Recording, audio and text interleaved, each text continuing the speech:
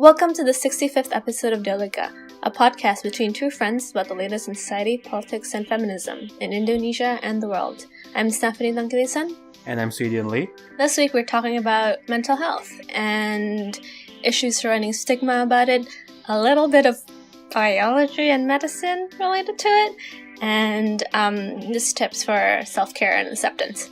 Just to be clear, neither Stephanie or I are mental health experts, but I think having just a conversation between friends about it is already more than what is happening right now in the space. I think mental health is a very important issue to talk about openly, and we hope that this conversation will be useful for our listeners. Here's to it.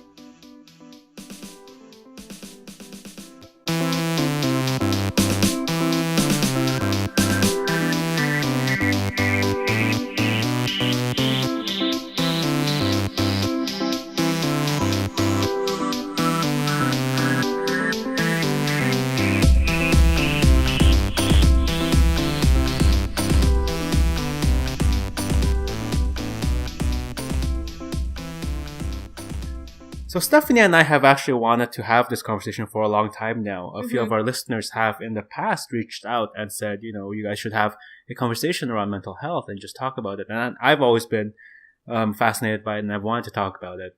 And actually, this topic is kind of topical right now just because Sandi, who is Prabowo's running mate and is the vice presidential candidate, talked about how if he and Prabowo were elected, that their administration will focus more on mental health, which is a topic and a field that has been undercovered and definitely not talked about by the government or by society in general. There's a huge stigma around it, and we hope that this conversation will do a little bit of a part in destigmatizing and just opening up potential entry points into the conversation around mental health.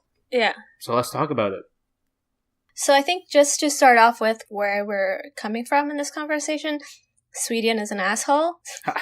Sweden is explain that to me. Very lucky in his genetic. Sweden is very fortunate to not have to deal with any mental health issues because, I don't know, you're really annoying. But he does have a lot of friends with a lot of variety of issues. Yeah. And I personally struggle with anxiety and some depressive episodes.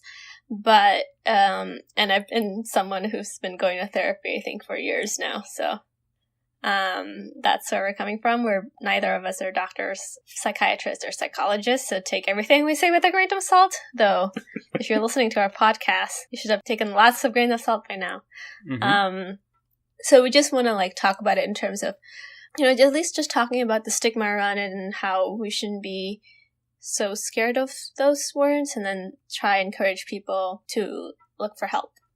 And part of this, I think, is a conversation around mental health globally in general. I feel like culturally it's becoming more, at least maybe I'm biased, right? We live in the West.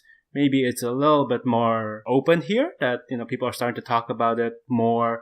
People in pop culture are starting talking about it more. Self-care is a phrase that now exists in the world, that is not just a thing that exists in small circles of people who suffer from mental health.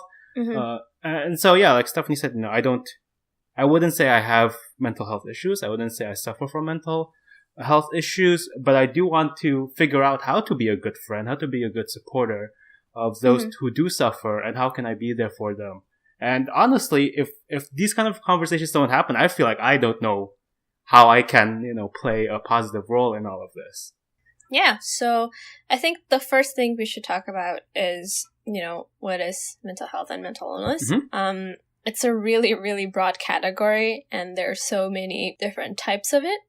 Some of the common ones are bipolar disorder, schizophrenia, depressive disorders, anxiety, obsessive-compulsive and related disorders, or OCD, and traumas and stress-related disorders like PTSD, dissociative disorders, and But yeah, I think for the most part, especially in Indonesia, there's kind of the stigma around it or talking about it. Sometimes I think some people think, having it is a sign of weakness or you're just not strong enough. Yeah, the fact that they still call it gangguan jiwa, it's like, you're disturbed. Mentally. Oh my God. It's just... So I think part of the discussion that I want to address is that, first of all, it's not anything at all as a sign of weakness. It's a really valid thing to have. And one way to look at it would be people like to say it's a chemical imbalance and it's not your fault. So like destigmatizing is part of it is like recognizing that it's not your fault and what the illness makes you unable to do or do is not your fault, especially when you're doing it to yourself. I mean, if you're harming other people, that's a different story, but that's most mentally ill people do not do that at all, and there's no relation between mental illness and crimes, really. So part of it is that, but it's also recognizing that that's one way to look at it, like a more holistic way to look at it. Sure, there's certainly a chemical imbalance, but in that there's genetic factors. So are your parents or grandparents have a history of different kinds of mental illness that they may or may not have told you about, and that makes you more likely to become predisposed to those issues, especially like, for example, schizophrenia is one of those more famously like hereditary diseases. And then it's also part of how well functioning your neurotransmitters are. So neurotransmitters are substances, though more accurately protein, that help carry signals between your brain and that will eventually manifest. And how this is often linked to mental illness is, for example, your neurotransmitters aren't carrying your serotonin as well to your brain cells, so you can't really feel a lot of things or feel normal and happy. So they're kind of like train conductors, right? They kind of orchestrate what's going on. Yeah.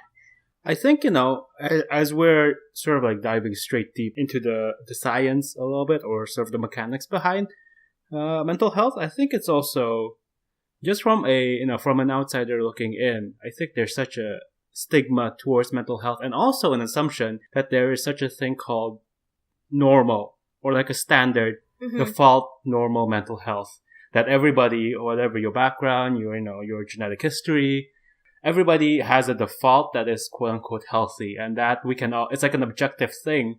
When I feel like with the people I've encountered, everybody has their highs, everybody has their lows. At some stage, like, your mental health is something that, like your physical health, it fluctuates, and you try to keep it healthy. It's an ongoing effort, but there's no gold standard for it. The problem with that is, I think, certainly mood swings happen, and it also really varies based on your life circumstances. The difference between that and being diagnosed with mental illness is that it's such a ever-present and or recurring part of your life. Oh, yeah. That, it's different and needs to be taken seriously. Yeah. In the sense of, like, for example, a depression means like a constant feeling like that for like months, of more than a month, right? So the low is like persistent and in a way like almost unending. For example, my worst months are winter, when there's not enough sun. As a girl from Indonesia, it was very shocking to me my first year in Chicago. You had to go to Chicago. You had to go to New York. Yeah, you just had so much less sun. So, winter months are usually difficult for me. And, it takes a lot of, first, like, recognizing that was a big part of, like, oh, this is a thing that happens to me during winter, and I shouldn't isolate myself from my friends and everyone I love. So that's kind of, recognizing that, and like just being more mindful of, for me, like, for example, like, really going to therapy regularly and making sure, like, even just going to therapy for me really helped in the sense of like, oh, I'm doing something good for myself. Yeah. Taking care of myself. And then I make sure to wake up as soon as the sun rises and try to be near sunlight as much as I could, and exercising more. I guess what I'm saying, obviously, I'm not trying to brush aside people's mental health episodes. I guess what I was trying to say is that for people who don't encounter it and who don't meet people who suffer from mental health issues, and I will say this, when I was growing up, when I didn't know anybody who had serious mental health issues, this is what I was thinking, right? Like, why don't you just feel better? Why don't you just, why don't you snap out of it, right? Yeah, exactly. It's like, I feel fine. Like, I'm in the same boat as you are, in terms of, maybe we're like friends at school. We take the same classes. We're in the same socioeconomic situation. I feel fine. Why don't you feel fine? That was certainly where I was coming from, when I was younger, when I was ignorant to all of these issues. And I think for people who don't encounter others like that, they think what they're feeling right now is the gold standard, when in fact it's like, you can't just say it like that, you know? Yeah, no, it's probably one of the worst things to say. And I think this is crucial in our conversation. It's hard to empathize for others coming in. Like, they can't see. It's invisible, right? Yeah. You know? Not only is it invisible from just like perception, but it's also invisible in conversation. So you really can't empathize in terms of like the story behind it, you know?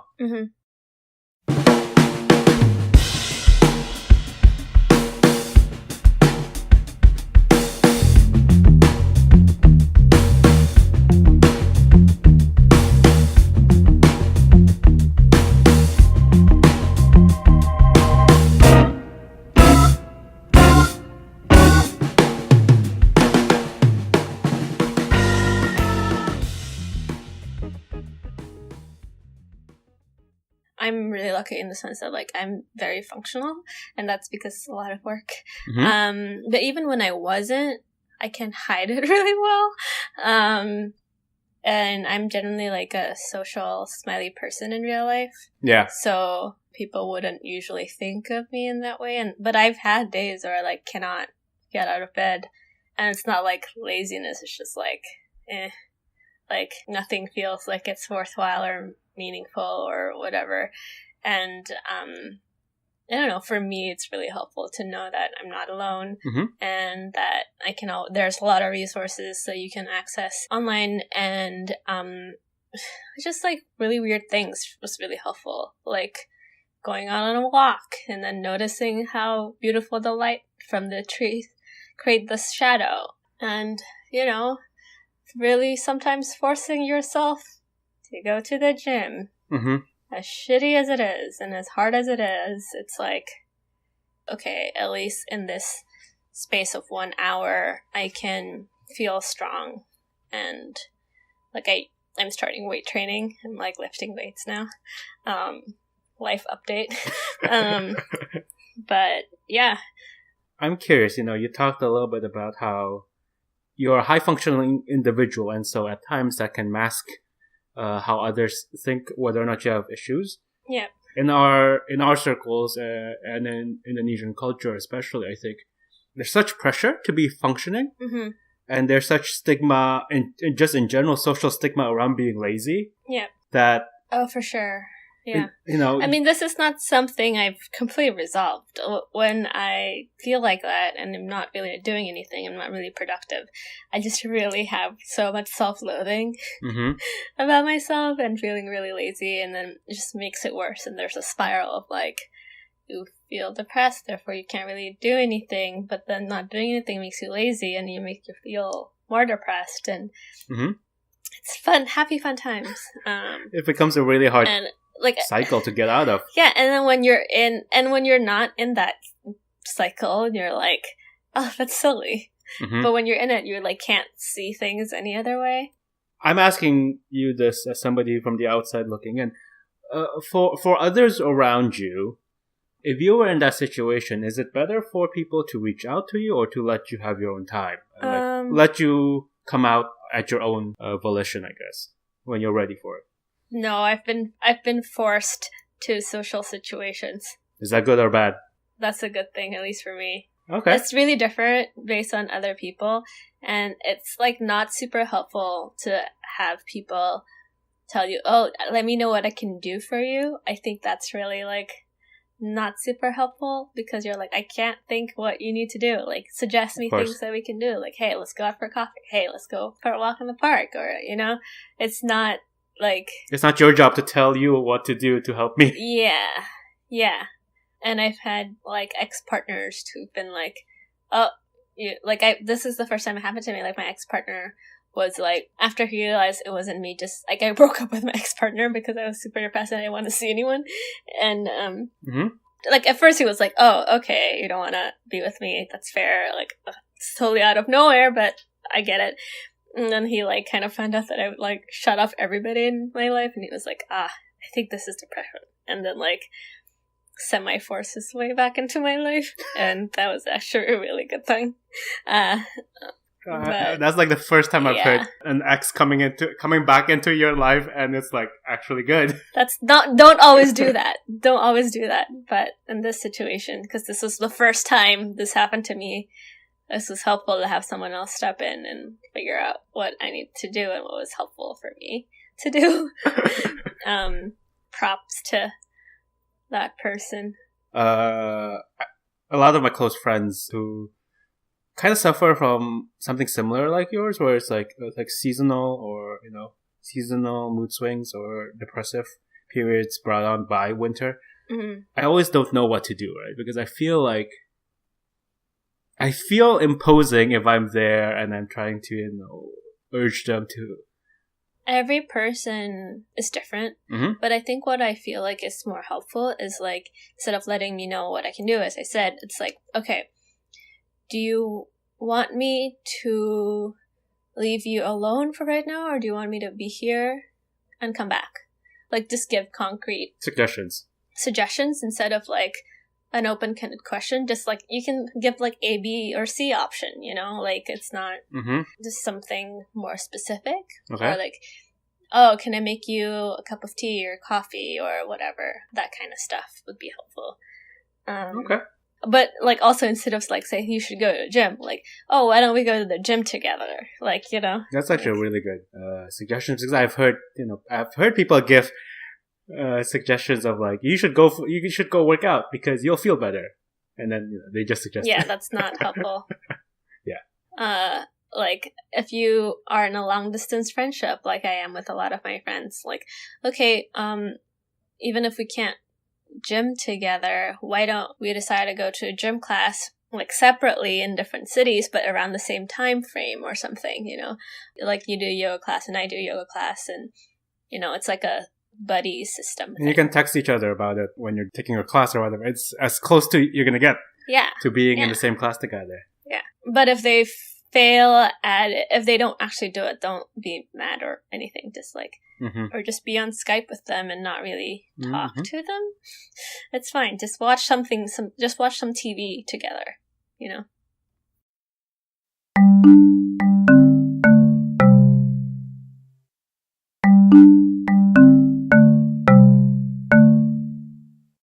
Like, even for me, talking about it's really difficult, because even mm-hmm. though like I'm like super open about it in person, but I probably think this is the first time I'm talking about it in a semi-public way.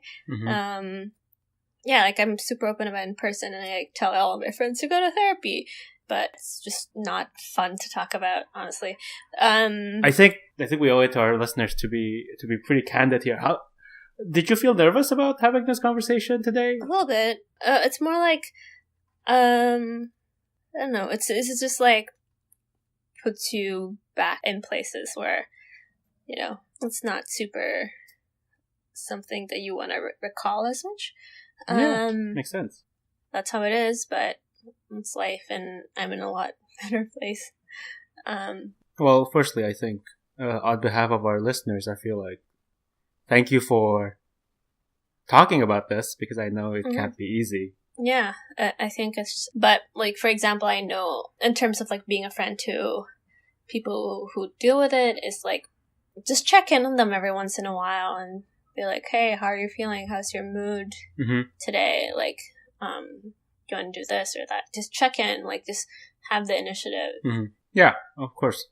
And on the subject of friends, I think this is a big one, but sometimes you have to let go of your toxic friends. You ain't got time for that.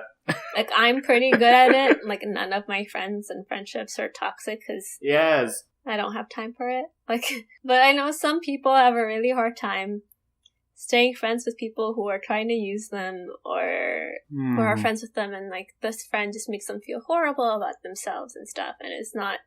Just, you don't have time for this. Like, mm-hmm. even if you've been friends with them for a really long time, it doesn't matter. And just like, for example, stop following Instagram accounts that make you feel crappy about your life. Because, like, that feed jealousy is real, like, definitely you're always comparing people's highlight reels to your own life, and that's really not healthy. I mean, I know at some point I definitely unfollowed a lot of Instagrams that, or hide them if they're your friends, right? You can just hide their click and hide stories or whatever. And then just follow a lot more cute puppy Instagrams. That's what I do. Yes. Or cats, or whatever floats your boat, Whatever pet floats your boat. Yeah. Or memes or funny things, just things that don't make you feel like crap, garbage. Mm-hmm. Yeah, just cut all of that out of your life. Yes. You don't need it. Mm-hmm. You can do it. I believe in you. Mm-hmm. We believe in you. Get rid of all the toxic waste. Yeah. And I think actually this is important for myself, I think, as well. Yeah. It's okay to take a break from the news, even if we're currently living in troubled times. Dystopia. You don't have to place the burden of the world on yourself every single second of the day. It's okay to check out. Well, it's important for you to be informed. Part of why journalism and news exists is that we are holding truth to power accountable. So we're just making sure those people who are not doing great things know that other people are watching them. Yeah. So it's not on you as a person to feel crappier about yourself and your life to always know everything about the news and stuff. Mm-hmm. Do it if it makes you I know in the past I have listened to Fox News in the morning just to wake myself up in replacement for coffee because rage empowers me and makes me work. But that's not the effect it does for you, then don't do that. Yes. That's not the effect it does for me. But I guess I applaud you for starting your day like that. Especially when I'm in hotels and have early morning meetings or whatever. Yeah. And you just need to get fired up. Yeah. I gotta say, we've been doing this podcast for, my God, over 2 years, almost 3 years now. And oh God, Jesus. there are obviously many times where we've both talked about super serious stuff and super heavy stuff and personal stuff. But I think, a conversation like this is as equally important as any of those deep dives into stories, into news items, because this is also real life. This is also a big conversation that needs to be happening, and I'm kind of glad we're doing this. Yeah, I guess at the end of the day, I think the main lesson is it's totally valid. However you're feeling, or if you recognize these signs in your friends, please reach out in the ways we suggested and let them know their feelings are valid. I think part of the conversation is why I kind of opened up a little bit is that look, I'm someone who works hard and has achieved some things in life, and I deal with it. Yeah. And it's okay for people to do so and be more frank about it. Mm-hmm. It's gonna, whatever is happening in your life, it's gonna be okay. And try to reach out to a friend, or better yet, friends reach out to your friends. And just know that there's a lot of support and help outside, and that you are not alone.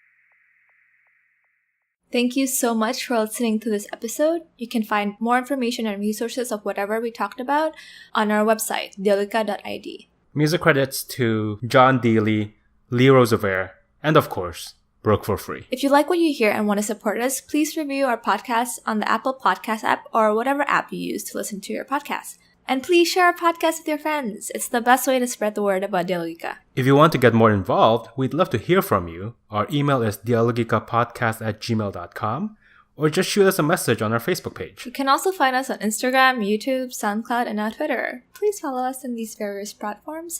Our Twitter handle is @dialogikapod. Also, follow me on Twitter. It's Steftang. That's STEPHTANGK. Thank you again, and see you guys next time. Bye!